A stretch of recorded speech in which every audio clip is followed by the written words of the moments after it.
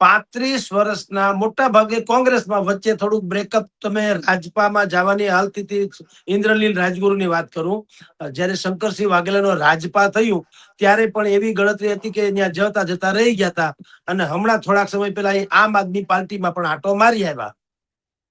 એમ એને બેને બાદ કરો તો 35 વર્ષની એની જાહેર જીવનની મોટા ભાગની કોંગ્રેસમાં રહી એવા ભાઈ ઇન્દ્રનીલભાઈ રાજગુરુએ હમણાં એવી જાહેરાત કરી કે તેઓ શ્રી હવે રાજકીય અને સામાજિક બે બાબતોમાંથી નિવૃત્તિ, સ્વૈચ્છિક નિવૃત્તિ.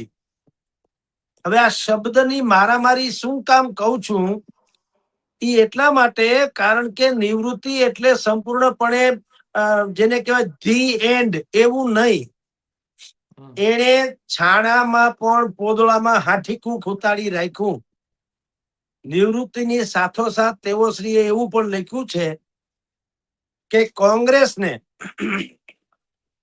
મારી આર્થિક કે માનસિક કોઈ પણ જરૂર પડે તો હું હજી દેવા તૈયાર છું. હવે આને સંન્યાસને કાંઈ લેવા દેવાની કારણ એવું છે કે તમને જરૂર પડે તો મને બોલાવજો. એટલે હવે જયારે કોંગ્રેસ એની પાસેથી આર્થિક અથવા માનસિક બે બાબતોની કાંઈ પણ મદદ લેવા જાય તો ઇન્દ્રનીલભાઈ વિના શરતે મદદ કરશે ખરા? નિવૃત્તિ કે આને આ શબ્દમાં એવું કીધું હોત કે હવે પછી કોંગ્રેસ પાર્ટી હોય યા નિવૃત્તિ હોય તો પછી બધી બાબતમાં નિવૃત્તિ હોય ને, કે કોઈ પણ રાજકીય પાર્ટી મારી પાસેથી કોઈ અપેક્ષા ન રાખે. નંબર 1, મારે રાજકારણને કઈ લેવા દેવા નહીં. સામાન્ય સમજણ આવી હોય નિવૃત્તિ એટલે કે ભાઈ હવે રાજકીય રીતે ખતમ, મારે કઈ સાંભળવું નથી, રાજકારણનો ર પણ નહીં. પણ તમે જુઓ એને બે બાબતો લખી, રાજકીય અને સામાજિક બે માંથી નિવૃત્તિ. ભલા માણસ, તમે સામાજિક માંથી નિવૃત્તિ શું કામ લ્યો? સમાજે તો તમને કઈ હેરાન કર્યા નથી, બલકે તમને મોટા તો કર્યા જ છે. રાજકારણમાં ખેર તમને ન્યાય અન્યાય તમારી દ્રષ્ટિએ થયો હોઈ શકે, પક્ષે તમારા કદ પ્રમાણે પદ આપ્યું ન આપ્યું એ પક્ષનો ઇન્ટરનલ મામલો છે. પણ સમાજે તમારી પાસેથી કઈ, સમાજે તમને ડીગ્રેડ નથી કર્યા, બલકે તમને અપગ્રેડ કર્યા છે. તો મૂળ વાત સમજવા જેવી ઈ છે કે ઇન્દ્રનીલભાઈ રાજગુરુની આ કહેવાતી નિવૃત્તિ પણ એક ઇન્ટરવલ છે. તમે હવે આજ પછી ભવિષ્યના કોઈ સ્ટેજ ઉપર ઇન્દ્રનીલ રાજગુરુને નહીં જુઓ એવું નહીં બને. અને એ એટલા માટે કહું છું કે એને પાછી ટાંક શરતો લાગુ એના જેવી નોંધમાં ટાંકી છે કે કોંગ્રેસને મારી આર્થિક કે માનસિક જરૂરિયાત હોય ત્યારે મને એ ચોક્કસ કહેશે તો મને વાંધો નથી. તો તમે અત્યારે જ્યારે જ્યારે એને કોંગ્રેસ છોડીને આમ આદમીમાં ગયા, આમ આદમી છોડીને કોંગ્રેસમાં ગયા, ત્યારે તેઓ શ્રીએ પ્રેસ કોન્ફરન્સ સહિતની બાબતોમાં ઉલ્લેખ કર્યો છે કે મેં લાખો કરોડો રૂપિયા વાપર્યા, આ લોકોએ મારી કદર કરી નહીં. હજી કોંગ્રેસને જો આર્થિક જરૂર પડે, માની લ્યો ન કરે નારાયણ, તો આર્થિક જરૂર પડે તો એ કદર કરાવ્યા વગર મદદ કરશે ખરા? મૂળ વાત હવે સમજો. ઇન્દ્રનીલભાઈ રાજગુરુની આ કહેવાતી નિવૃત્તિ જે છે એ બુદ્ધિપૂર્વકનું રિહામણું છે. જો કોઈ પટામણું કરે તો બુદ્ધિપૂર્વકનું રિહામણું એ એટલા માટે છે કે એની બે મોટી છત્ર છાયા જેને કહી શકાય, બે મોટી છત્ર છાયા કરી ગયા અહમદ પટેલ. એ પોલિટિકલી અલવિદા કરી ગયા એમ કહેવાય ગુજરાતની પોલિટિક્સ માંથી. શક્તિસિંહ ગોહિલ એ રાજ્યસભામાં વયા ગયા, હવે થોડાક દિવસો છે રાજ્યસભામાં, પણ હવે દિલ્હીમાં બેસશે એટલે ગુજરાતની કમાનીની પાસે કઈ રહે નહીં. તો બે એના જે કહેવાતા ગોડ ફાધર એનું હવે કોંગ્રેસ માંથી અહમદભાઈ તો ખુદાને પ્યારા થઈ ગયા અને ભાઈ શક્તિસિંહ ગોહિલ જે છે એ દિલ્હીના રાજકારણમાં વયા ગયા. અને સૌથી ઝટકારૂપ કયો કે સંકેત કયો, એ ઘટના હમણાં બની.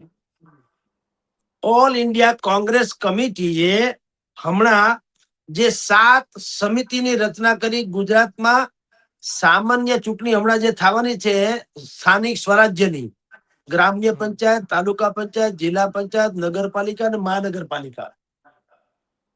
આ જે ચૂંટણી થવાની છે એના માટે થઈને 7 જેટલી કમિટીની રચના કરી. એમાં આપની જાણ ખાતર સ્ટ્રેટેજી સૌથી ટોપમાં આવે છે, સ્ટ્રેટેજી કમિટી. આમ તો ઈ 7 કમિટી ટોટલ છે. સ્ટ્રેટેજી ઉપરાંત તમે જો કેમ્પિયન કમિટી છે, ઇલેક્શન મેનેજમેન્ટ છે, programme implementation committee, manifesto, media publicity વગેરે વગેરે. પણ સૌથી ધ્યાનાકર્ષક બાબત જો કોઈ હોય તો એ સ્ટ્રેટેજી એટલે રણનૈતિક કમિટી, રણનીતિ ઘડનારી. અને એ રણનીતિ ઘડનારી કમિટીમાં ભરતસિંહ સોલંકી, લાલજીભાઈ દેસાઈ અને ત્રીજું સૌથી ચોંકાવનારું કે ભાઈ ઇન્દ્રનીલ રાજગુરુને હર્ટ કરનારું નામ જે છે એ ડોક્ટર હેમાંગ વસાવડા.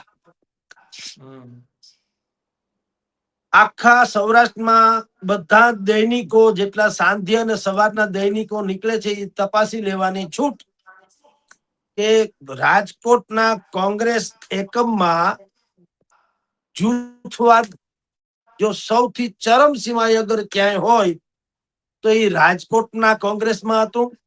અને ઇન્દ્રનીલ રાજગુરુ અને ડોક્ટર હેમાંગ વસાવડા આ બંનેની તકરાર કયો તો તકરાર અને જૂથવાદ કયો તો જૂથવાદ અથવા તો મન મુટાવ કયો તો મન મુટાવ જગ જાહેર હતો અને છે.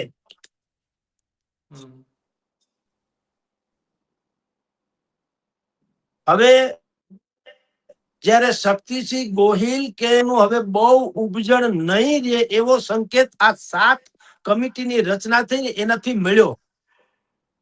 અને એક 7 માંથી એક કમિટીમાં ન તો ઇન્દ્રનીલ રાજગુરુને રાખવામાં આવ્યા, ન તો એના કોઈ માણસોને રાખવામાં આવ્યા, એના જૂથના કોઈને નહીં. અને ભાઈ વસાવડાને ત્યાં તો અત્યારે સ્વાભાવિક જ અબિલ ગુલાલની છોડો ઉઠતી હોય તો આ તો દાજા ઉપર ડામ જેવું છે. એટલે મોકો જોઈને ઇન્દ્રનીલભાઈએ કહેવાતી નિવૃત્તિ જાહેર કરી. હાલાકી 3 મહિનાથી તેઓ શ્રી અમસ્તા પણ એને અંદેશો તો આવી જ ગયો હોય એટલે 3 મહિનાથી જાહેર જીવનના કોઈ પ્લેટફોર્મ ઉપર બહુ જોવા મળતા નહોતા. અને આપની જાણ ખાતર 2-4 દિવસ પહેલા કે અઠવાડિયા પહેલા એને અહીંના હાઈકમાન્ડને કંઈ પણ દીધું હશે કે હવે આપણે બાય બાય ટાટા કરીએ છીએ. કારણ શું છે કે છેલ્લી ઘડીએ એની જે કઈ નિમણૂક ક્યાંક પણ થઈ હતી એ પણ હાસ્યાસ્પદ થઈ હતી. હાથ છે હાથ જોડો એ નામની એક કેમ્પિયન એક અભિયાન ચલાવવામાં આવ્યું છે, હાથ છે હાથ જોડો. એ કમિટીના તેઓશ્રીને ચેરમેન બનાવવામાં આવ્યા હતા અથવા તો સદસ્ય બહુ મોટી પોસ્ટ ઉપર ગુજરાતના લગભગ ચેરમેન હતા. પણ આપની જાણ ખાતર એની નિમણૂક ક્યારે થઈ એ અભિયાન આખું દેશમાં પૂરું થઈ ગયું પછી. હાથ છે હાથ જોડો એ અભિયાન પૂરું થઈ ગયું પછી તેઓશ્રીને ચેરમેન બનાવ્યા. એટલે એ હાથ જોડી ગયા કે ભાઈ સાહેબ માફ કરો હવે નથી રમવું.